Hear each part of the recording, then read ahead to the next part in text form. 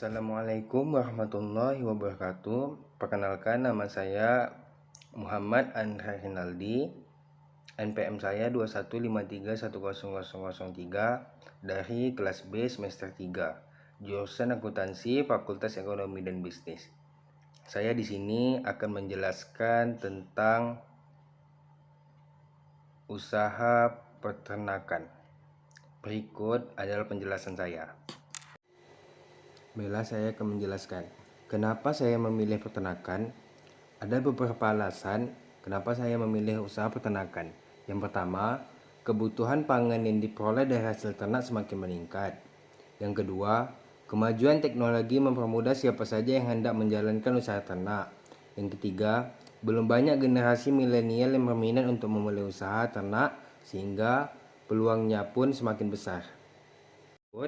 Beberapa contoh bisnis ternak. Yang pertama, ternak sapi.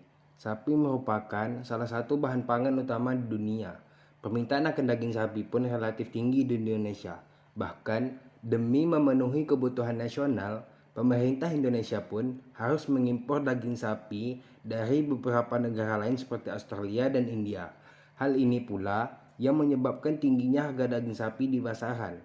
Sangat disayangkan mengingat alam di Indonesia cukup mendukung menjadi tempat peternak sapi.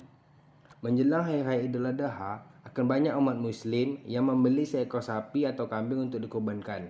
Pada Hari Raya Idul Fitri pun, banyak orang yang membeli daging sapi atau kambing untuk dihidangkan kepada para tetangga dan keluarga. Untuk itu, keuntungan yang diperoleh para peternak sapi mengalami kenaikan pesat karena harga daging sapi biasanya melambung tinggi per kilogram, dapat mencapai 150.000. Harga seekor sapi kurban berkualitas tinggi pun kini dapat menyentuh angka 30 jutaan. Yang kedua, bisnis ternak kambing etawa. Usaha ternak sapi atau kambing sudah biasa di Indonesia. Tetapi kini ada yang baru, ternak kambing susu etawa. Iklim negeri ini sangat cocok untuk mengembangkan peluang usaha ternak kambing etawa. Seekor kambing betina dewasa dapat menghasilkan 1 hingga 2 liter susu per harinya.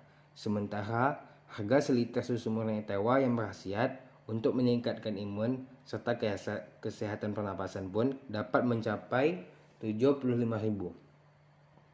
Selain itu, seekor kambing etawa jantan yang dapat diambil dagingnya juga memiliki harga pasaran yang cukup tinggi, sekitaran 4 jutaan sampai 6 jutaan. Yang ketiga, ada ternak lebah madu. Bila Anda tertarik untuk mencoba peternak lebah madu, jenis lebah yang unggul adalah Apis mellifera atau Western honeybee. Madu yang dihasilkan oleh lebah unggul ini biasanya dapat dipanen 7-14 hari setelah musim bunga selesai, yang juga dapat ditandai dengan munculnya lapisan lilin yang tipis pada bagian pinggiran atau sisiran yang sarang lebah. Sisiran pun dikupas dengan kemudian diekstrak menggunakan sebuah mesin pengekstrak madu. Anda perlu mengeluarkan modal sekitar 3-4 juta untuk membeli sebuah mesin pemeras madu. Keuntungan total yang dapat diperoleh dari peternak lebah madu ini mencapai 8 jutaan per bulan.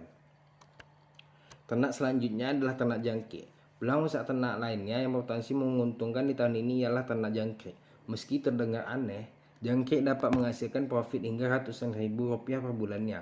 Pasalnya, jangkrik diminati banyak pemilik atau peternak ikan, burung, belut, dan hewan lainnya sebagai pakan hewan-hewan yang ternak atau dipelihara. Sangat bisa disimpulkan bahwa usaha ternak jangkrik dapat menguntungkan. Berikut adalah sebuah data analisa SWOT bagi sebuah peternakan.